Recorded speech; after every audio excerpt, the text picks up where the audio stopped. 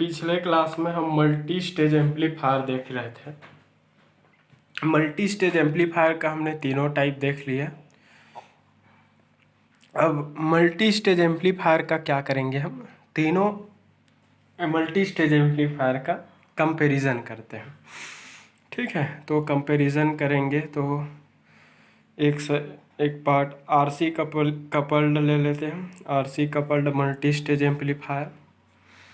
दूसरा जो है वो आपका transformer coupled multi stage amplifier, और तीसरा जो ले लेते हैं वो क्या है, डायरेक्ट कपल्ड। ठीक है, तो direct coupled multi stage amplifier. Clear हुआ। तीनों मल्टी स्टेज एम्पलीफायर के हम कंपैरिजन करेंगे। तो फर्स्ट देख लेते हैं हम फ्रीक्वेंसी रिस्पांस के बेस पर। तो मैं तीनों के कंपैरिजन को समझाते हुए लूँगा। ठीक है, तो फ्रीक्वेंसी रिस्पांस के बेस में अगर हम देखते हैं तो frequency response of RC coupled multi stage amplifier is excellent in audio frequency range. ठीक है, तो ये क्या है आपका excellent frequency response, excellent frequency response in audio range. Clear हुआ। तो आइडियो फ्रीक्वेंसी रेंज के लिए इसका फ्रीक्वेंसी रिस्पांस जो होता है वो क्या होता है, एक्सीलेंट होता है, पर्याप्त होता है, बढ़िया होता है, मतलब गुड होता है, बेस्ट बेटर होता है।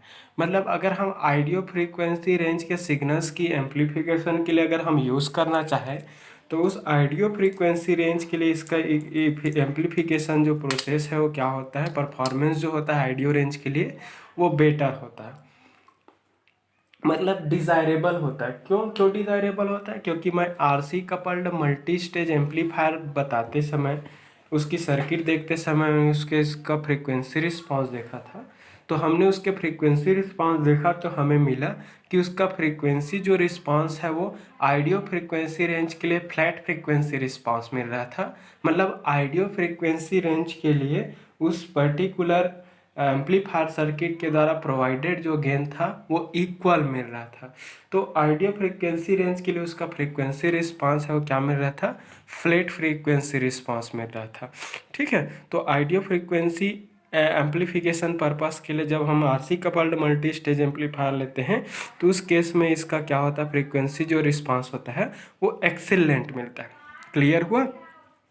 बट अगर हम transformer coupled multi stage amplifier की बात करें तो transformer coupled multi stage amplifier के केस में इसकी फ्रीक्वेंसी रिस्पांस क्या होता है, पुअर फ्रीक्वेंसी रिस्पांस मिलता है, पुअर फ्रीक्वेंसी रिस्पांस मिलता है। इसका फ्रीक्वेंसी रिस्पांस क्या होता है, वेरी पुअर होता है। इसका मतलब क्या हुआ, क्योंकि इसमें ट्रांसफार्मर है, उस ट्रांसफार्मर का यूज़ हम कपलिंग पर्पस के लिए करते हैं। तो ट्रांसफार्मर जैसे डिवाइस का यूज़ कपलिंग पर्पस के लिए किया जाता है। और ट्रांसफार्मर जो होता है बेसिकली रिएक्टिव कंपोनेंट होता है, और कोई भी रिएक्टिव कंपोनेंट की परफॉर्मेंस है वो फ्रीक्वेंसी डिपेंडेंट होता है। तो फ्रीक्वेंसी की वैल्यू वेरी होने से उसकी फ्रीक्वेंसी रिस्पांस भी, उसकी गेन भी क्या होने लगता है, उसकी रिएक्टेंस देखो क्या होता है बताओ। क्योंकि ट्रांसफार्मर एक रिएक्टिव कंपोनेंट है, ठीक है, तो रिएक्टिव कंपोनेंट होने के कारण उस पर्टिकुलर ट्रांसफार्मर की जो वाइंडिंग है उसकी रिएक्टेंस है वो फ्रीक्वेंसी डिपेंडेंट होता है। तो फ्रीक्वेंसी की वैल्यू वेरी होने से उसकी रिएक्टेंस वेरी होता है, रिएक्टेंस वेरी होने से उसके अक्रॉस डेवलप्ड वोल्टेज वेरी होता है, डेवलप्ड वोल्टेज वेरी होने से उसकी वोल्टेज गेन है वो क्या होता है, वेरी होता है। क्लियर हुआ। तो वोल्टेज गेन की वैल्यू है वो क्या होता है, फ्रीक्वेंसी के अकॉर्डिंग क्या होता है, वेरी होता है। इस कारण इसका फ्रीक्वेंसी रिस्पांस क्या होता है, पुअर फ्रीक्वेंसी रिस्पांस होता है, एक्सीलेंट नहीं मिल पाता है, डिजायरेबल है वो नहीं मिल पाता। क्लियर हुआ। अब देखते हैं डायरेक्ट कपल्ड। तो direct coupled multi stage amplifier में क्या होता है, कोई भी कपलिंग डिवाइसेस का यूज़ नहीं होता। तो कोई भी कपलिंग डिवाइसेस का यूज़ नहीं होता, इस कारण ये हर एक फ्रीक्वेंसी कंपोनेंट के लिए इक्वल गेन प्रोवाइड करता है और फ्लैट फ्रीक्वेंसी रिस्पांस प्रोवाइड करती है। इसकी फ्रीक्वेंसी रिस्पांस क्या होता है, बेस्ट होता है, best frequency best frequency response. Clear हुआ? तो इसका फ्रीक्वेंसी रिस्पांस क्या होता है? बेस्ट होता है। तो हमने तीनों RC coupled multi stage amplifier, transformer coupled multi stage amplifier और direct coupled multi stage amplifier, तीनों मल्टी स्टेज एम्पलीफायर का हमने फ्रीक्वेंसी रिस्पांस के बेसिस पर इसका क्या कर दिया? कंपैरिजन कर दिया। क्लियर हुआ? दूसरा है आपका कॉस्ट के बेसिस पर। क्लियर हुआ? तो कॉस्ट के बेसिस पर RC coupled multi stage amplifier में कपलिंग पर्पस के लिए रजिस्टर और कैपेसिटर की कॉम्बिनेशन, मेनली कैपेसिटर ही यूज होता है। इसमें रजिस्टर है वो तो आपका कलेक्टर लोड रेजिस्टेंस होता है, और वो collector load resistance coupling capacitor के साथ पैरेलल में अपीयर होता है। इस कारण हम उसको क्या बोलते हैं? आरसी कपल्ड बोल देते हैं। मेनली यहाँ पर रजिस्टर का यूज कपलिंग पर्पस के लिए नहीं करते। रजिस्टर है वो तो उस सर्किट में क्या होता है? कलेक्टर लोड की तरह यूज होता है। ओनली कैपेसिटर का यूज हम इसमें किसके लिए करते हैं? कपलिंग के लिए। क्लियर हुआ? तो कैपेसिटर जो होता है उसकी कॉस्ट कोई हाई कॉस्ट का नहीं होता, तो चीपर आपका एलिमेंट होता है, तो उसकी एलिमेंट का कॉस्ट है वो कम होता है। कॉस्ट कम होने के कारण क्या होता है? कंप्लीट मल्टी स्टेज एम्पलीफायर की कॉस्ट क्या हो जाती है? कम हो जाती है। तो लेस इसकी कॉस्ट क्या होता है? लेस कॉस्टली बोल सकते हैं। Less costly due to use of capacitor. ठीक है, तो कैपेसिटर जो है उसी का यूज हम कपलिंग के लिए करते हैं, इस कारण इसका कॉस्ट क्या होता है? कॉस्ट क्या होता है? कम होता है। ट्रांसफार्मर कपल्ड, तो transformer coupled multi stage amplifier के केस में कपलिंग पर्पस के लिए ट्रांसफार्मर का यूज होता है। और ट्रांसफार्मर जो होता है बेसिकली क्या होता है? उसकी साइज भी बड़ी होती है, उसको बनाने में डिफ़िकल्टीज भी आता है, टाइम ज़्यादा लगता है। फाइनली उस ट्रांसफार्मर की कॉस्ट है वो क्या हो जाता है? बढ़ जाता है। तो ट्रांसफार्मर जो है बेसिकली कैपेसिटर और रजिस्टर के रिस्पेक्ट में कॉस्टली एलिमेंट होता है, तो उस कॉस्टली एलिमेंट का यूज़ कपलिंग पर्पस के लिए करते हैं। इस कारण कंप्लीट एम्पलीफायर सर्किट का कॉस्ट क्या हो जाता है? बढ़ जाता है। तो ये क्या होता है? More costly as compared to this to other. Clear हुआ? मोर कॉस्टली, इसका कॉस्ट क्या होता है? ज़्यादा होता है। किसके? RC coupled. आरसी कपल्ड में कैपेसिटर यूज हुआ है, डायरेक्ट कपल में कोई भी चीज़ का यूज नहीं हुआ है। ठीक है, तो आरसी कपल्ड एम्पलीफायर के रिस्पेक्ट में इसका कॉस्ट क्या होता है? ज़्यादा होता है, मोर कॉस्ट होता है।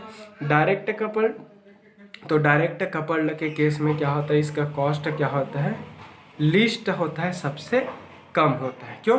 क्योंकि कोई भी कपलिंग ना ही कोई कपलिंग कैपेसिटर का और ना ही कोई कपलिंग ट्रांसफार्मर का यूज़ होता है, तो कोई भी कपलिंग एलिमेंट कंपोनेंट का यूज़ नहीं होता। इस कारण कंप्लीट एम्पलीफायर सर्किट का कॉस्ट क्या हो जाता है? बहुत ही कम हो जाता है। तो तीनों मल्टी स्टेज एम्पलीफायर में सबसे कम कॉस्टली, सबसे सस्ता कौन सा होता है? डायरेक्ट कपल्ड होता है। क्लियर हुआ? चलो अब अगला कंपैरिजन है वो हम इसके वेट के बेसिस पे कर लेते हैं, स्पेस के बेसिस पे कर लेते हैं। क्लियर हुआ? तो आप सबको पता है कि कैपेसिटर जो होता है बेसिकली उसकी साइज छोटी होती है, तो कैपेसिटर की साइज छोटी होने के कारण कंप्लीट मल्टी स्टेज एम्पलीफायर का साइज भी क्या हो जाता है? कम हो जाता है। तो उसकी कंप्लीट मल्टी स्टेज एम्पलीफायर की साइज है वो क्या होती है? लेस होती है। लेस स्पेस की ज़रूरत होता है, उसकी वेट भी क्या होती है? क्लियर कम होती है। तो space less space is required in circuit board. Clear हुआ? तो सर्किट बोर्ड में स्पेस जो कर लेता है वो क्या होता है? लेस होता है। क्लियर हुआ? तो less space is required in circuit board in case of RC coupled multi stage amplifier, क्योंकि रजिस्टर और कैपेसिटर की कॉम्बिनेशन का ही यूज़ हम यहाँ कर कपलिंग के लिए कर रहे हैं, और उसकी साइज कम होती है। तो उसकी साइज जब कम है तो वो भी सर्किट बोर्ड में जगह भी क्या लेगा? कम लेगा। So less space is required in circuit board. Clear हुआ? अगला है आपका ट्रांसफार्मर कपलिंग। तो ट्रांसफार्मर कपलिंग के केस में क्या होता है? ट्रांसफार्मर की साइज़ बड़ी होती है, तो साइज़ बड़ी होती है साथ साथ उसकी वेट भी ज़्यादा होता है। तो साइज़ बड़ी और वेट ज़्यादा होने के कारण वो सर्किट बोर्ड में ज़्यादा जगह भी लेता है और कंप्लीट एम्पलीफायर सर्किट का वेट क्या हो जाता है, बढ़ जाता है। क्लियर हुआ? सो मोर स्पेस, आपको रीज़न भी पता होना चाहिए ना। More space is required in circuit board due to use of transformer. Clear हुआ? ट्रांसफार्मर के यूज़ होने के कारण ये सर्किट बोर्ड में क्या लेता है, जगह ज़्यादा लेता है। अगला देख लेते हैं ट्रांसफार्मर कपल्ड, ये डायरेक्ट कपल्ड। तो डायरेक्ट कपल्ड में न ही कोई कैपेसिटर का यूज़ होता है और न ही कोई ट्रांसफार्मर का यूज़ होता है। डायरेक्टली एम्पलीफायर स्टेजेस को एक स्टेज से दूसरे स्टेज को कनेक्ट करने के लिए हम किसका यूज़ करते हैं, डायरेक्टली कनेक्ट करते हैं, वायर के थ्रू डायरेक्टली कपल करते हैं। इस कारण इसकी साइज जो होती है कम होती है, वेट भी सबसे क्या होता है, कम होता है। सो लिस्ट मतलब सबसे कम, least space is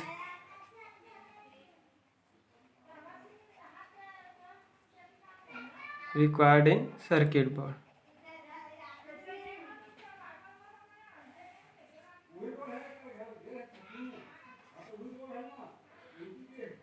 list space is required in circuit board. Clear हुआ? तो सर्किट बोर्ड में ये जगह कम घेरता है, कम जगह की आवश्यकता होती है। क्लियर हुआ?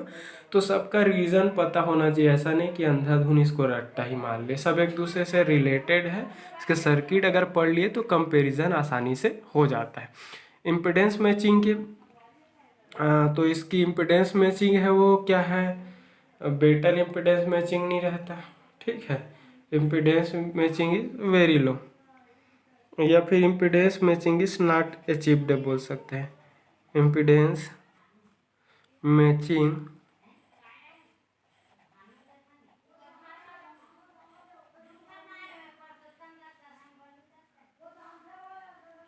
इम्पीडेंस मैचिंग इज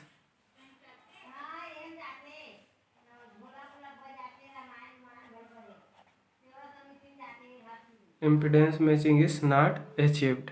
क्लियर हुआ? अगला क्या है, ट्रांसफार्मर कपलिंग, ठीक है। तो impedance matching is achieved, impedance matching impedance matching is achieved, impedance matching is achieved. Clear हुआ? तो इम्पीडेंस मैचिंग है वो इसमें मिल जाता है, इसमें नहीं मिलता।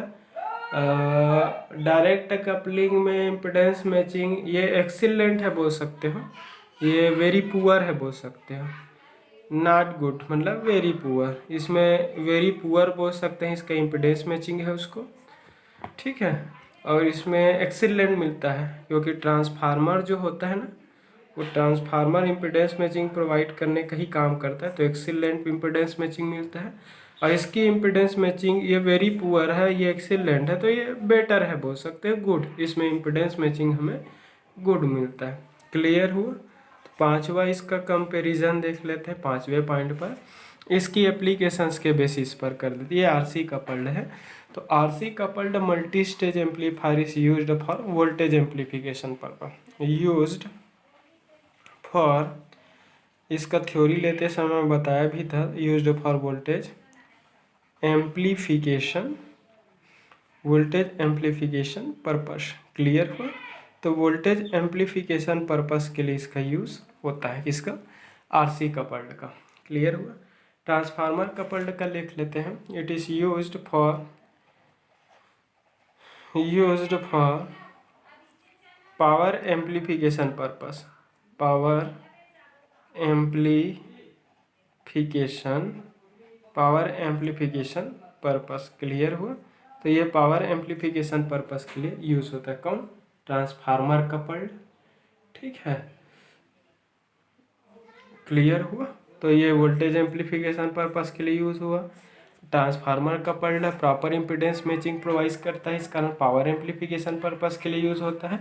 अब अगला देख लेते हैं डायरेक्ट कपल्ड। तो डायरेक्ट कपल्ड को मैंने बताया था पढ़ाते समय, एक्सट्रीमली जो वेरी लो फ्रीक्वेंसी है, एक्सट्रीमली लो जो फ्रीक्वेंसीज है, low frequency, extremely low frequencies की जो AC signal, extremely low frequency की एसी सिग्नल्स है, low extremely low frequency amplification purpose. Clear हुआ? तो लो फ्रीक्वेंसी की एसी सिग्नल्स के एम्पलीफिकेशन पर्पस के लिए इसका यूज़ किया जाता है। क्लियर हुआ? तो RC coupled multi stage amplifier का यूज़ वोल्टेज एम्पलीफिकेशन के लिए करता है। Transformer coupled multi stage amplifier का यूज़ हम पावर एम्पलीफिकेशन पर्पस के लिए करते हैं। और direct coupled multi stage amplifier का यूज़ हम वेरी लो फ्रीक्वेंसी की एसी सिग्नल्स की एम्पलीफिकेशन के लिए करता है, such as less than 10 hertz. Clear हुआ? तो लेस देन 10 हर्ट्ज मतलब 10 हर्ट्ज से कम फ्रीक्वेंसी की एसी सिग्नल का अगर एम्पलीफिकेशन करना है तो उस पर्टिकुलर कंडीशन में हम डायरेक्ट कपल्ड, या फिर जहाँ पर डीसी के साथ साथ जहाँ पर एसी एम्पलीफिकेशन की आवश्यकता होती है, उन सारे जगहों पर किसका यूज़ करते हैं? Direct coupled multi stage amplifier का यूज़ करते हैं। क्लियर हुआ? तो ये रहा 5 पॉइंट में तीनों मल्टी स्टेज एम्पलीफायर का कंपैरिजन। आई थिंक सबको क्लियर हुआ होगा। अब मल्टी स्टेज एम्पलीफायर पढ़ने के बाद एक न्यू टॉपिक स्टार्ट कर रहा हूँ मैं। न्यू टॉपिक है वो है आपका आइडियो पावर एम्पलीफायर। ठीक है, आइडियो पावर एम्पलीफायर के बारे में देखते हैं। थोड़ा सा इंट्रोडक्शन सेक्शन आज लेंगे। आइडियो पावर या फिर आइडियो फ्रीक्वेंसी भी बोलते हैं, आइडियो पावर एम्पलीफायर। क्लियर हुआ? Audio frequency power amplifier. Clear हुआ? तो audio power amplifier is nothing but it is a transistorized amplifier circuit which is used for amplification of audio frequency signal. Clear हुआ? तो audio power amplifier का मतलब क्या हुआ? Basically ऐसा power amplifier circuit होता है जो आइडियो फ्रीक्वेंसी रेंज के सिग्नल्स की पावर एम्पलीफिकेशन पर्पस के लिए यूज़ होता है। पावर एम्पलीफिकेशन पर्पस के लिए मतलब क्या हुआ? आइडियो फ्रीक्वेंसी रेंज के जो सिग्नल्स हैं, देखो आइडियो का मतलब क्या होता है? 20 हर्ट्ज से लेकर 20 kilo hertz. Basically this frequency range is standard frequency range of audio frequency. Clear हुआ? ये आपका क्या है? ये क्या रेंज है आपका? Audio frequency range. इसको क्या बोलते हैं? आइडियो फ्रीक्वेंसी रेंज बोलते हैं। आइडियो फ्रीक्वेंसी रेंज क्यों बोलते हैं? क्योंकि इस पर्टिकुलर फ्रीक्वेंसी रेंज के सिग्नल्स को ह्यूमन जो ईयर है, human ear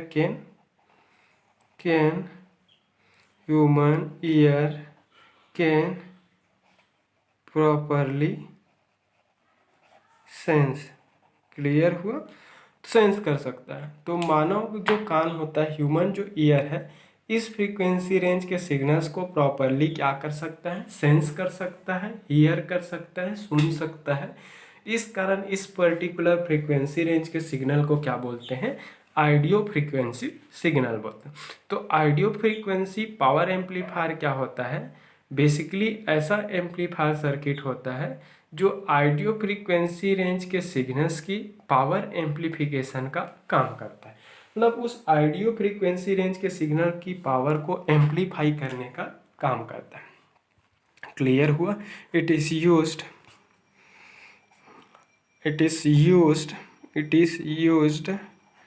to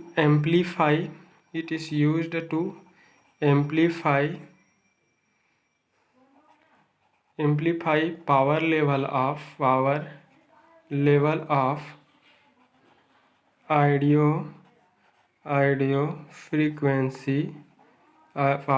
of audio frequency signals. Clear हुआ? तो आइडियो फ्रीक्वेंसी जो सिग्नल्स जो रहता है, आइडियो फ्रीक्वेंसी सिग्नल्स की पावर लेवल को एम्पलीफाई करने का काम करता है। क्लियर हुआ? So audio power amplifier is nothing but it is a amplifier circuit which raises the power level of any weak signal up to desired power level. इसको क्या बोल सकते हैं? It is a circuit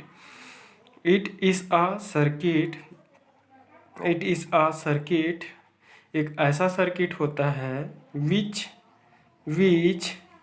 is used which is used to raise the power level of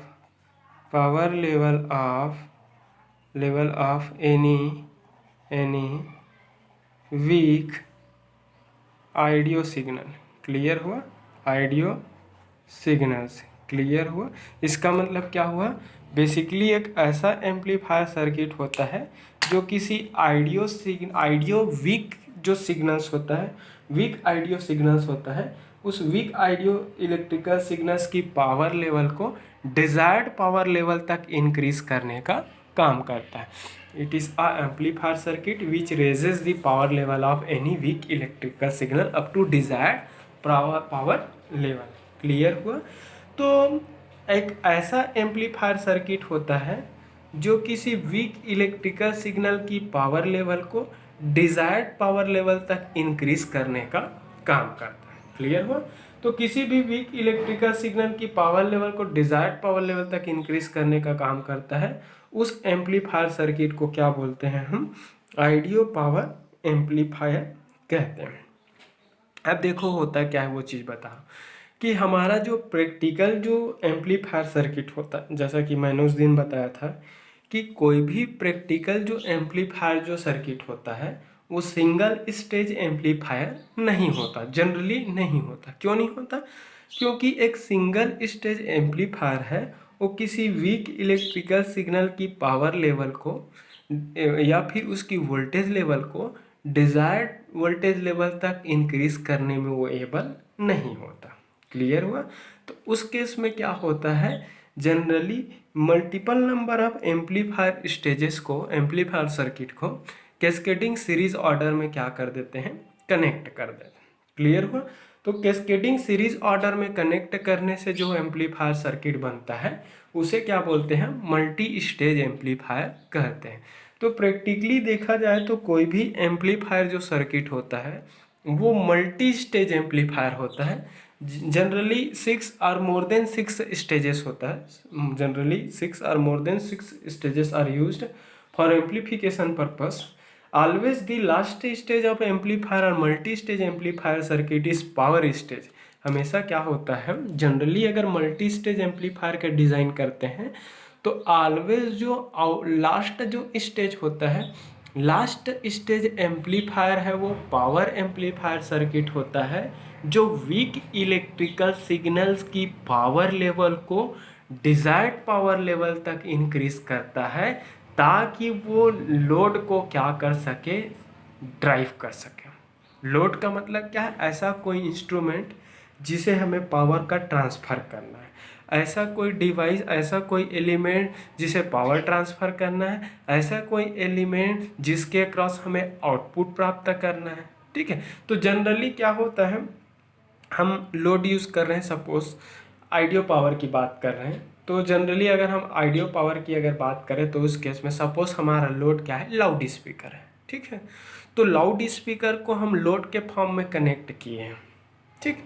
तो loud speaker जो है उस load को, उस लाउड स्पीकर को अगर आपको ड्राइव करना है, अगर लाउड स्पीकर से आपको ओरिजिनल साउंड का प्रोडक्शन करना है, रिप्रोड्यूस करना है, उससे साउंड का रिप्रोडक्शन करना है, तो उस पर्टिकुलर कंडीशन में उस लाउड स्पीकर के इनपुट सिग्नल का स्ट्रेंथ है वो इतना सफिशिएंट स्ट्रेंथ का, इतना सफिशिएंट पावर लेवल का होना चाहिए कि वो लाउड स्पीकर के यूनिट को क्या कर सके? ड्राइव कर सके।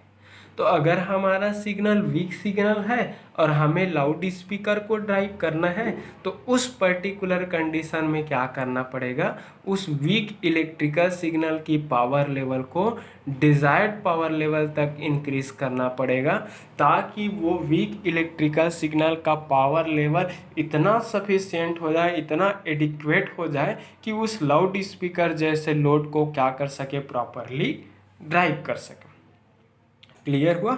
तो लाउड स्पीकर जैसे यूनिट को ड्राइव अगर करना है तो उसकी पावर लेवल को क्या होना चाहिए? सफिशिएंट पावर का होना चाहिए। क्लियर हुआ? तो जनरली हमारा जो एम्पलीफायर जो सर्किट होता है, एम्पलीफायर जो सर्किट होता है, एम्पलीफायर जो सर्किट होता है वो क्या होता है? मल्टी स्टेज एम्पलीफायर होता है। मल्टी स्टेज एम्पलीफायर होता है, जिसमें से उस multi stage amplifier generally 6 or more than 6 stages are used. Always the final stage of amplifier stage, the stage the final stage of amplifier circuit is always the final stage of amplifier circuit is always power stage or power amplifier stage. क्या होता है, generally जो हमारे amplifier multi stage amplifier जो circuit होता है, उस multi stage amplifier circuit का जो लास्ट जो स्टेज होता है, फाइनल जो स्टेज होता है, वो फाइनल स्टेज हमेशा पावर एम्पलीफायर स्टेज होता है. वो पावर जो एम्पलीफायर जो स्टेज होता है, वो क्या करता है, वीक इलेक्ट्रिकल जो सिग्नल रहता है, वीक इलेक्ट्रिकल सिग्नल, उस वीक इलेक्ट्रिकल सिग्नल्स की क्या इंक्रीज करता है, पावर को इंक्रीज करता है. पावर को कितना सफिशिएंट इंक्रीज करता है, इतना सफिशिएंट पावर लेवल तक बूस्ट कर देता है ताकि वो लाउड स्पीकर जैसे यूनिट को क्या कर सके, वो ड्राइव कर सके. तो वीक इलेक्ट्रिकल सिग्नल की पावर लेवल को क्या करते हैं, इंक्रीज कर देते हैं, ताकि so that it can drive the loud speaker. Clear हुआ. तो लाउड स्पीकर, ठीक है, तो लाउड स्पीकर जैसे यूनिट को ये क्या कर सके, प्रॉपरली ड्राइव कर सके. क्लियर हुआ. तो ये हमारा जो प्रैक्टिकल एम्पलीफायर जो सर्किट होता है, प्रैक्टिकल एम्पलीफायर सर्किट एक मल्टी स्टेज एम्पलीफायर सर्किट होता है. उस मल्टी स्टेज एम्पलीफायर सर्किट का जो फाइनल जो स्टेज होता है, सबसे लास्ट जो स्टेज होता है, वो ऑलवेज एक पावर स्टेज होता है. उस पावर स्टेज में एक पावर एम्पलीफायर लगा होता है. वो पावर एम्पलीफायर क्या करता है, उस वीक इलेक्ट्रिकल सिग्नल की पावर लेवल को डिजायर्ड पावर लेवल तक बूस्ट कर देता है, उसकी पावर को इंक्रीज कर देता है, उसकी पावर एम्पलीफिकेशन करता है, ताकि उस वीक सिग्नल के बाद इतना पावर लेवल हो जाए कि वो उस लाउड स्पीकर जैसे यूनिट को प्रॉपरली वो ड्राइव कर सके.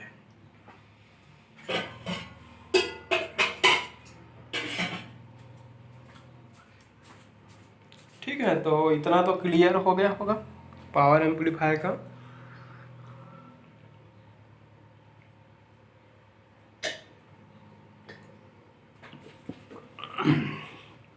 तो पावर एम्पलीफिकेशन पर्पस के लिए यूज होता है. आइडियो फ्रीक्वेंसी पावर एम्पलीफायर है, क्योंकि ये आइडियो फ्रीक्वेंसी रेंज की कोई भी ऐसी सिग्नल्स की पावर लेवल को इतना डिजायर्ड एम्पलीट्यूड तक इंक्रीज करता है, ताकि वो क्या कर सके, वो इस सिग्नल की पावर इतना सफिशिएंट हो जाए कि वो क्या करे, लाउड स्पीकर जैसे यूनिट को प्रॉपरली ड्राइव कर सके. तो वोल्टेज एम्पलीफायर 1, चलो मैं कोई भी पावर एम्पलीफायर कैसे रहता है उसको बता देता हूँ. वोल्टेज एम्पलीफायर 1 हो गया. ये हो गया आपका वोल्टेज एम्पलीफायर 2, 2 स्टेज हो गए. ये आपका क्या हो गया, ये भी वोल्टेज एम्पलीफायर ही है. वोल्टेज एम्पलीफायर 3, फिर ये आपका क्या होगा, पावर एम्पलीफायर. पावर एम्पलीफायर के बाद लगेगा अपन का लोड मतलब लाउड स्पीकर को लगा देता हूँ, LS लाउड स्पीकर. और यहाँ से क्या जाएगा, इनपुट वीक इलेक्ट्रिकल सिग्नल. ठीक है, ये आपका क्या है, input signal, input weak signal. ठीक है, तो वह इनपुट वीक सिग्नल जिसकी पावर लेवल को डिजायर्ड पावर लेवल तक इंक्रीज करना है, उसकी पावर लेवल को इतना पावर लेवल तक इंक्रीज करना है ताकि उसकी पावर इतना इंक्रीज हो जाए कि वो लाउड स्पीकर जैसे यूनिट को प्रॉपरली ड्राइव कर सके. ठीक है, तो कोई भी प्रैक्टिकल जो पावर एम्पलीफायर है वो जनरली मल्टी स्टेज एम्पलीफायर होता है. उस मल्टी स्टेज एम्पलीफायर का जो प्रीवियस जो फाइनल जो स्टेज होता है वो पावर एम्पलीफायर, उसका फाइनल स्टेज क्या होता है, पावर एम्पलीफायर होता है. बट उस पावर एम्पलीफायर का जो प्रीसीडिंग जो स्टेज होता है, उसके पहले वाले सारे स्टेजेस होता है, वो मल्टी स्टेज वोल्टेज एम्पलीफायर होता है। क्या होता है? वोल्टेज एम्पलीफायर होता है। क्लियर हुआ? वो मल्टी स्टेज वोल्टेज एम्पलीफायर होता है। तो वो जो सर्किट है वो क्या करता है, multi stage voltage amplifier circuit क्या करता है, उस वीक इलेक्ट्रिकल सिग्नल की पावर उसकी वोल्टेज लेवल को क्या करता है, वो इंक्रीज करता है। आप लोग को मैं ये बता देना चाहता हूँ, कोई भी प्रैक्टिकल पावर एम्पलीफायर अगर बात करेंगे तो कोई भी practical power amplifier single stage नहीं होता, ठीक है। वो मल्टी स्टेज एम्पलीफायर होता है, जिसमें उस मल्टी स्टेज एम्पलीफायर का जो फाइनल जो स्टेज होता है, लास्ट स्टेज जो होता है, वो ऑलवेज एक पावर एम्पलीफायर होता है। ये वाला स्टेज हमेशा पावर एम्पलीफायर होगा, फाइनल स्टेज हमेशा पावर एम्पलीफायर होगा। बस उस पावर एम्पलीफायर का प्रीवियस जो स्टेज होता है वो क्या होता है, वोल्टेज एम्पलीफायर।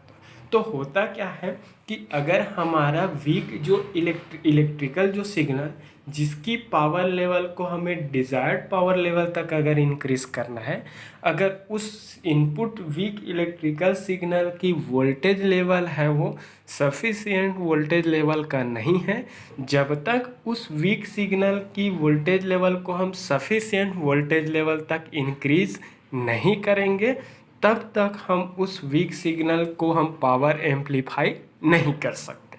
क्योंकि पावर जो एम्पलीफायर जो सर्किट होता है, एक सर्टेन वोल्टेज लेवल के ही सिग्नल्स की पावर का क्या करता है, एम्पलीफिकेशन कर पाता है। जब तक उस वीक सिग्नल की वोल्टेज लेवल है वो सफिशिएंट वोल्टेज लेवल तक इंक्रीज ना हो जाए, तब तक वो उस पर्टिकुलर वीक सिग्नल की पावर एम्पलीफिकेशन है वो नहीं करेगा। अगर आप सोचेंगे कि कोई सिग्नल मिला, कोई सेंसर से हमें इलेक्ट्रिकल सिग्नल मिला, सपोज माइक्रोफोन, तो माइक्रोफोन से जो इलेक्ट्रिकल सिग्नल मिला, अब उस इलेक्ट्रिकल सिग्नल को हम डायरेक्टली हम पावर एम्पलीफायर से पास कर दें, अगर आप ऐसा सोचेंगे तो ऐसा प्रैक्टिकली नहीं हो पाता, क्योंकि माइक्रोफोन से जनरेटेड जो सिग्नल है वो मिली वोल्ट माइक्रो वोल्ट के रेंज में रहेगा। तो जब तक वो उस मिली वोल्ट या फिर माइक्रो वोल्ट के रेंज वाले वीक सिग्नल के स्ट्रेंथ को हम अब 1-2 वोल्ट लेवल तक इंक्रीज नहीं करेंगे, तब तक वो आपका पावर एम्पलीफायर है वो ड्राइव नहीं हो पाएगा। मतलब सीधा सीधा किसी सेंसर से प्रोड्यूस्ड सिग्नल का अगर आप पावर एम्पलीफिकेशन करना चाहोगे तो उस प्रोड्यूस्ड सिग्नल का पावर एम्पलीफिकेशन नहीं हो पाएगा, क्योंकि पावर एम्पलीफायर एक सर्टेन इनपुट वोल्टेज लेवल का ही पावर एम्पलीफिकेशन कर पाता है। उस वोल्टेज लेवल से अगर बिलो स्ट्रेंथ हो जाता है तो वो पावर एम्पलीफायर उस पर्टिकुलर वोल्टेज लेवल के सिग्नल का एम्पलीफिकेशन नहीं करता। क्लियर हुआ? तो इस कारण क्या होता है, सबसे पहले कोई भी वीक इलेक्ट्रिकल सिग्नल का हम वोल्टेज एम्पलीफिकेशन करते हैं। तो वोल्टेज एम्पलीफिकेशन करते हैं तो देख लो यहाँ, this is basic block diagram of any power amplifier. तो कोई भी पावर एम्पलीफायर जनरली क्या होता है, एक मल्टी स्टेज एम्पलीफायर होता है, जिसमें से जिसका फाइनल जो स्टेज होता है एक पावर एम्पलीफायर होता है, और उसकी प्रीवियस जो स्टेजेस होता है हमेशा एक वोल्टेज एम्पलीफायर होता है। क्लियर हुआ?